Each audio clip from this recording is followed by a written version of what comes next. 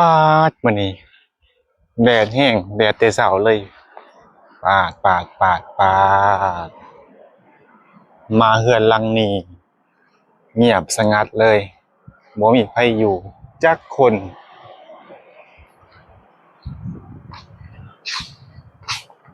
โอ้ประตูก็บ่อัดไก่ขึ้นไปขี่อยู่ในเฮือนแหละเฮือนชาวทองเด้อพี่น้องเอ้ยนี่คือเฮือนชาวทองเป็นลูกของลุงบ่าวงก็คือเอื้อยว่าพี่สาวบ่าวงนั่นเองเอ้าอันหนึ่งไปใส่ซะมันคืออันเดียวแบบนี้ติไก่ขึ้นมาขี่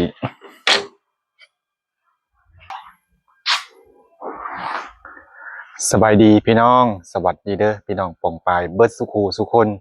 ยินดีต้อนรับเข้าสู่ส่องบาวงคือเก่าคือเดิมพี่น้องมาพอกันตอนสวยๆยางมาเฮือนเศร้าทองกับบ่เห็นผู้ใดเพราะว่าเป็นเรื่องที่บ่อยากให้เกิดแต่เฮากับปราศจากบ่ได้ก็คือ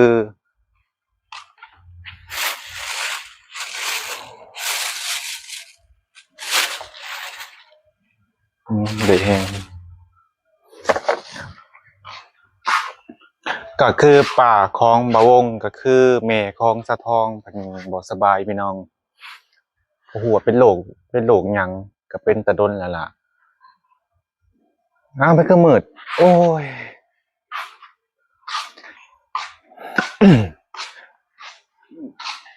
เป็นแบบเป็นแบบกล้ามเนื้ออ่อนแรงพี่น้องย่างบ่ได้ลุกบ่ได้เมื่อวานนี่ก็ยังปกติอยู่พี่น้องเมื่อวานนี่ก็ยังปกติก็ยังกินข้าวแซ่บปกติได้ยินว่าตอนแลงเมื่อวานนี่กำลังสิมากินข้าวว่าข้าวข้าวแลงหรือว่าข้าวเย็นพี่น้องกำลังสิมานั่งกินข้าวเย็นอยู่นี่แหละแต่ว่าอยู่เขตนี่บ่วงกับบ่ฮู้เพราะว่าบ่วงอยู่เรือนใหญ่เด้อันนี้ได้ยินเอื้อยเพิ่นสอนกำลังสิมานั่งกินข้าวแบบล้มลงเลยพี่น้องล้มกลางพาข้าวเลยแบบบ่มีแรงเลยแบบกล้ามเนื้อมันอ่อนแรงพี่น้องมันบ่มีมันลอยลงเลยล้มลงบนหันเลยบนพาข้าวเลยพี่น้อง บ่าวงกับบ่ฮู้แหมเพราะว่ามาหาตอนค่ำๆตอนเย็นๆน่ะประมาณ4โมง5โมงบ่าวงก็ยังมาเล่นอยู่นี่ล่ะก็ปกติเราก็เว้าปกติเด้เฮ้ยเมื่อยบัดมาตอนนั้นตอนค่ำๆตอนเย็นๆตอนกินข้าวแลงเพิ่นว่าล้มกลางพาข้าวหงายกลางพาข้าวเลยแบบหัวแบบล้มแบบสิเลยโอ้ยก็เป็นตาอีตนเนาะพี่น้อง ถามว่าเพิ่นมีลูกจักคนป่าบ่วงมีลูกนำกันน่ะ2คนพี่น้องผู้หนึ่งนั่นอยู่ไทยลูกสาวหลาเพิ่นอยู่ไทยมีสามีเป็นคนไทยแต่ว่าบ่ฮู้ว่าอยู่จังหวัดหยังแล้วก็มีสาวทองนี่เป็นลูกสาวกกพี่น้องเป็นลูกสาวกกก็อาศัยนำพ่อนำแม่นี่แหละเพราะว่าเพิ่นมีลูก2คนผู้หนึ่งก็มีสามีอยู่ไทยผู้หนึ่งก็นี่ล่ะสาวทองนี่ล่ะ ส่วนสาวทองมีลูกจักคนก็มีลูก2คนคือเก่าพี่น้องผู้หญิงเบิด2อีกล่ะบ่มีผู้ชายเลยผู้หญิงเบิด2ผู้กกนั้นอยู่โคราชบ่หรือว่าอยู่แถวนั่นล่ะพี่น้องเฮ็ดเวียกอยู่ไทยลูกสาวหลาก็อยู่นี่ล่ะลูกสาวสาวทองนะสรุปเพื่อนนี่นั่นบ่มีผู้ชายพี่น้องเห็นบ่แปลกพี่น้องคือ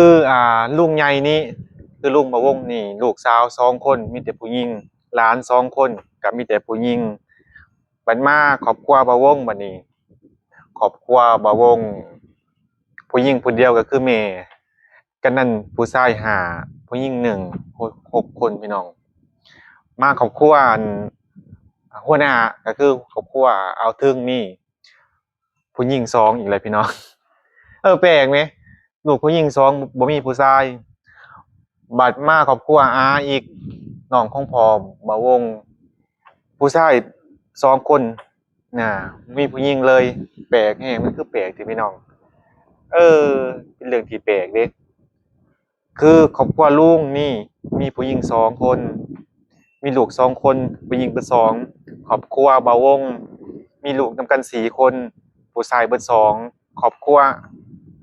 อันหัวหน้าเทิงนี้มีลูกนำกัน2คนผู้หญิงเบิด2มาครอบครัวอีกครอบครัวหนึงครอบครัวอาก็คือน้องของพ่อบ่าวงมีลูกนำกันอยู่2คนผู้ชายเบิด2มีครอบครัวหนึงครอบครัวป้าอีกพี่น้องหลายพี่น้องบ่าวง ครอบครัวป้าก็คือครอบครัวชาวคูนน่ะมีลูกนำกันอยู่2คนชาย1หญิง1โอเคมีชาย1หญิง1แต่มาครอบครัวชาวทองนี่หญิงล้วนพี่น้องนับแต่หลานกับผู้หญิงอันนี้บ่นับผู้อยู่ไทยเด้ผู้อยู่ไทยนี่ชาย2แม่นแหละสรุปเพิ่นก็ไปปัวอยู่สวรรค์พี่น้องพากันไปเช้านี้อันนี้บ่วงก็บ่ฮู้ว่าเพิ่นนั้นบ่สบายเพราะว่าเมื่อวานนี้ก็ยังนั่งเว้ากันปกติเด้เมื่อวานนี้ก็นั่งเว้ากันปกติอยู่ในแคนั่นล่ะนั่นล่ะก็บ่คิดว่ามันสิเป็นกะทันหันขนาดนี้คันฮู้ก็บ่วงก็สิขึ้นไปนำอยู่เพราะว่าหยังเพราะข้างสนิทกันคือกันพี่น้องอันนี้ก็เคยมาเฮ็ดตู้นำเพิ่นอยู่มากินข้าวมานอนมานอนอยู่นี่ล่ะมาเฮ็ดเฮ็ดตู้ตอกตู้นำเพิ่นนี่ล่ะนำสาวทองนี่นำป้านี่ล่ะก็ค่อนข้างสนิทกันพี่น้องเออเว้ามาแล้วก็เศร้าใจเนาะ เดี๋ยวถ้ามีผู้ใดมามื้อแลงก็สิคันไปใหม่ก็สิไปนำเพิ่นอยู่ไปพู้นแหละไปเยี่ยมไปยามป้าก่อนอยู่สวรรค์เพิ่นไปปัวอยู่สวรรค์แต่บ่ฮู้ว่าเป็นโรคหยังนี่พี่น้องอยู่ซื่อๆก็แบบบ่มีแรงเลยกำลังสิย่างมากินข้าวกำลังสิลุกมากินข้าวนี่นะไปล้มกลางภูเขาเลยอันนี้ได้ยินได้ยินสาวคุณเพิ่นสอนอันนี้มาวงก็บ่ได้มาเบิ่งซ้ำเพราะว่ามื้อเช้านี้มาวงก็ตื่นเรียกว่าตื่นสวยแหน่ก็ว่าได้ แล้วก็เราก็บ่ฮู้เรื่องราวหยังว่าเกิดหยังขึ้นนี่ล่ะเศร้าใจเรื่องที่บ่อยากให้เกิดมันก็เกิดลุงนั่นก็บ่สบายคือกันลุงก็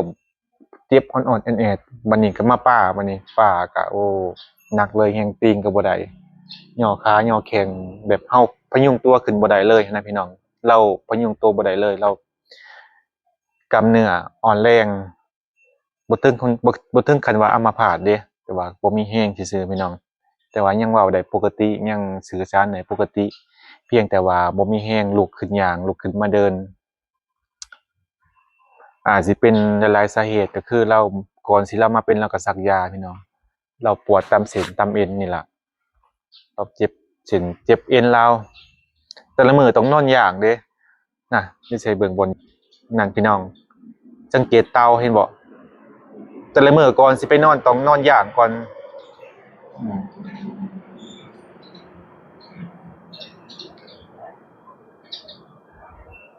อันนี้คือเฮือนอันนี้คือเฮือนป้ากับลุงอันนี้คือเฮือนเสาทองนี่เฮือนเสาทองแต่อีตนเสาทองก็ห้าก็ใส่น้ำเกลือห้าก็ออกมาแม่มาเป็นต่ออีกกับอีตนเพิ่นนี่พี่น้อง เพิ่นก็เป็นหัวรักหัวต่อเลยเสาทองเป็นหัวหน้าครอบครัวอืมงานเลยเป็นหัวหน้าครอบครัวสำหรับลูกสาวเดียวนะพี่น้องเพราะว่าลูกอีกผู้หนึ่งเพิ่นก็อยู่ไทยมันก็เลี้ยงทั้งลูกเลี้ยงทั้งพ่อเลี้ยงทั้งแม่เลี้ยงทั้งผัวกับ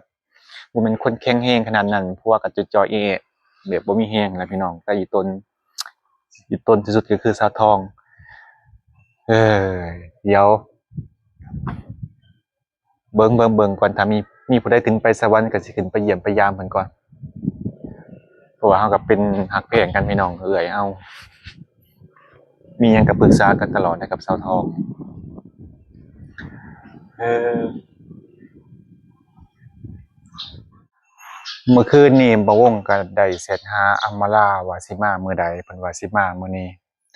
แต่ก็บ่ฮู้ว่าสิมาฮอดจักโมงหรือว่าจั่งใดคันมาฮอดแต่เว้นก็อยากให้แวะเอาตู้เมื่อนำว่ากระเทินกายทางผ่านเด้พี่น้องเฮือนนี่มันอยู่แคมทางเลยคันฮอดค่ำก็น่าจะบ่ได้แวะ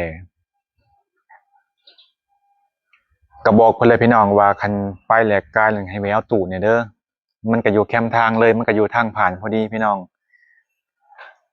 ให้แวะเอาตู้เลยเอาตู้เมื่อ พุ่นละตู่พีเอ็นFCซื้อให้เพิ่นตั้งแต่เดือนห้าเดือนหกพุ่นเดือนห้าพี่น้องเดือนห้า ถามเพิ่นว่ามามื้อใดเพิ่นว่ามามื้อนี้ล่ะก็เลยบอกว่าแวะเอาตู้เนี่ยเด้อเดี๋ยวถ้าเบิ่งว่าสิแวะหรือว่าบ่แวะหรือว่าจังใดก็น่าจะแวะละมั้งมันไกลขนาดนี้สิบ่แวะเนี่ยก็ยอมเด้นอกจากมันค่ำมันมืด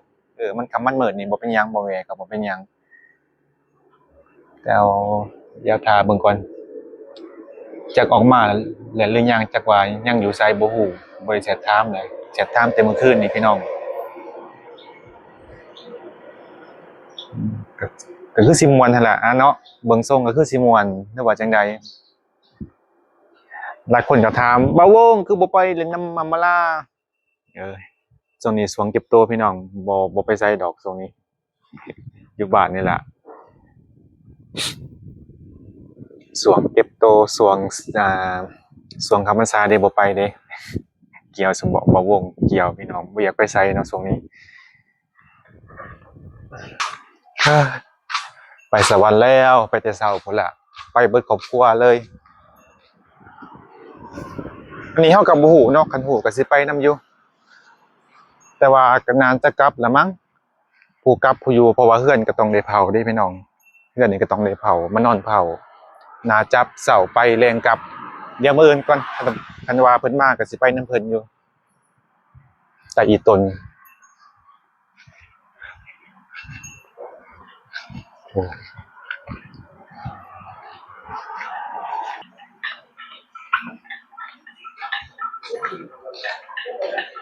ไปไสนะย่างไปไสกินแล้วข้าวนะกินแล้ว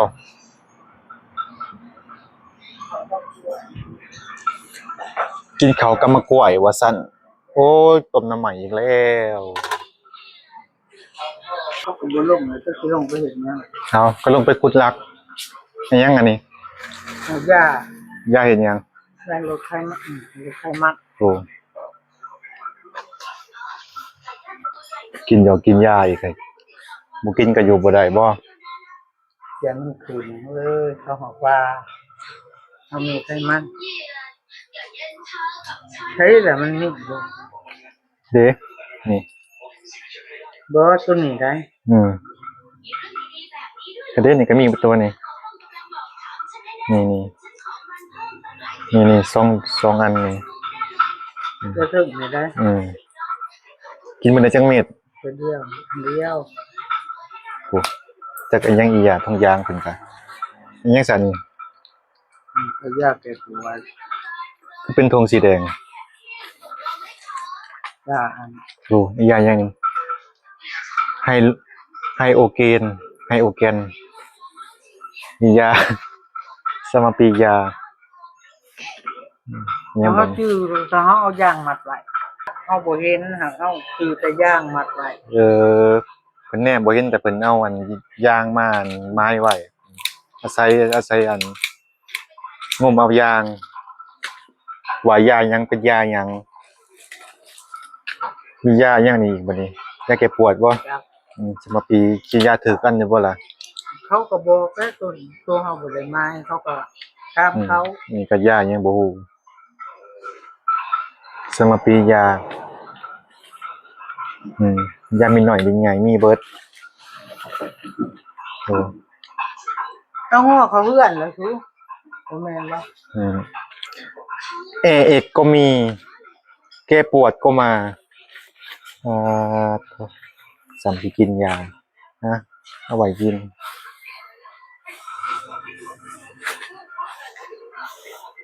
ก็ได้ครับบ่ได้มาเฮาก็ถามเขาก็บอกก็ได้เฮาอันนี้เฮาก็เอายางไม้ไว้อันนี้มีจังซี่อันนี้ทงยาอีกแล้วบ่คงเป็นคู่ยังซั่นนี่อันนี้ก็ยาอีกยาที่กระเพาะยาดีกระเพาะเพิ่นมักเป็นกระเพาะยาอีหยังคือ อันนี้ก็เป็นตู้กับข้าวเพิ่นเฮ็ดไว้อันแต่ว่าบ่ได้เอาไปขายฝนตกโอ้ยอยู่ในเรือนก็บักหลายพี่น้องอยู่ในเรือนเนี่ยเต็มเรือนอยู่นี่ล่ะตู้กับข้าวก็สิประมาณนี้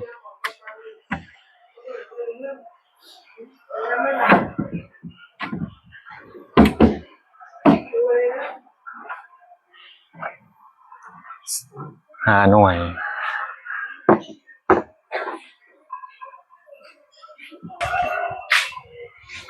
เรือนสร้างมันก็อยากหกแหน่จักหน่อยเด้อพี่น้อง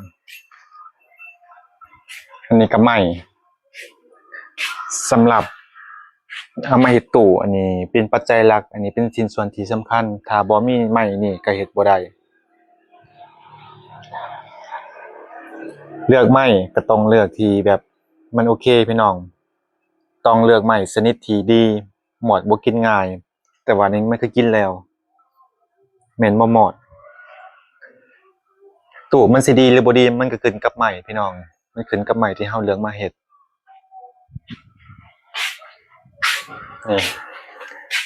นี่หลายปีแล้วตู้ซุมนี้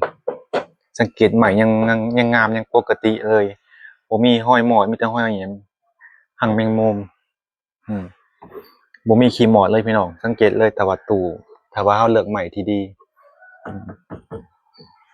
ไม้ยังงามคือเก่าบ่มีห้อยหมอดเลย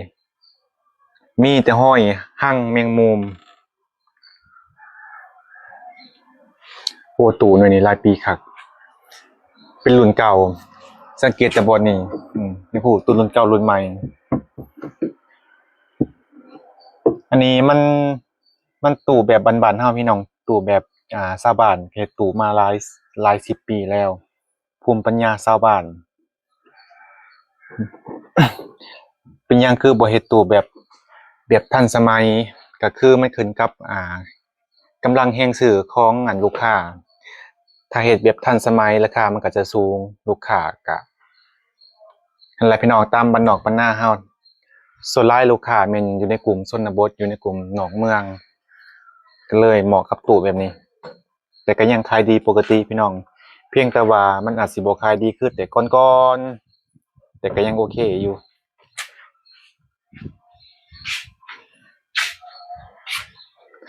นี่ล่ะเพื่อนก็อยู่แคมป์ทางเลยก็บ่ได้เขาไปเลือกดอกนี่แคมป์ทางไปมากก็สะดวกแน่บ่คือบ้านบ่คืออยู่บ้านพุ่นแหละอยู่ท่าปังทองน่ะโอ้ยไปมากก็ยากอยู่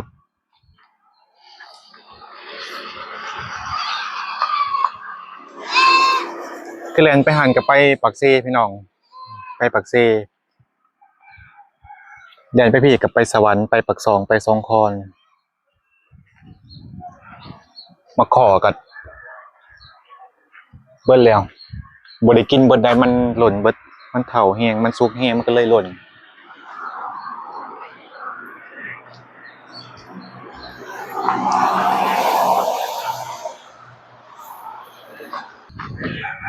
เอ้อเดี๋ยวท่าเบิ่งก่อนพี่น้องถ้ามื้ออื่นคันมีคนไปสวรรค์ก็สิไปเยี่ยมป้าอยู่ก็อีต้นเพิ่นอยู่เห็นใจเพิ่นอยู่เรื่องเจ็บเป็นเจ็บไข้เจ็บป่วยนี่มันก็บ่อยากมีมันก็ผู้ใดก็บ่อยากพออยู่เป็นหยังแต่ว่ามันก็ต้องได้พอว่ามันจะจากบ่ได้พี่น้องโอเคพี่น้องมาฮอดนี้บ่าวงก็สิได้จบคลิปไว้แต่เพียงเท่านี้สุดท้ายนี้บ่าวงต้องขอบคุณขอบใจ FC หลายๆที่เข้ามาติดตาม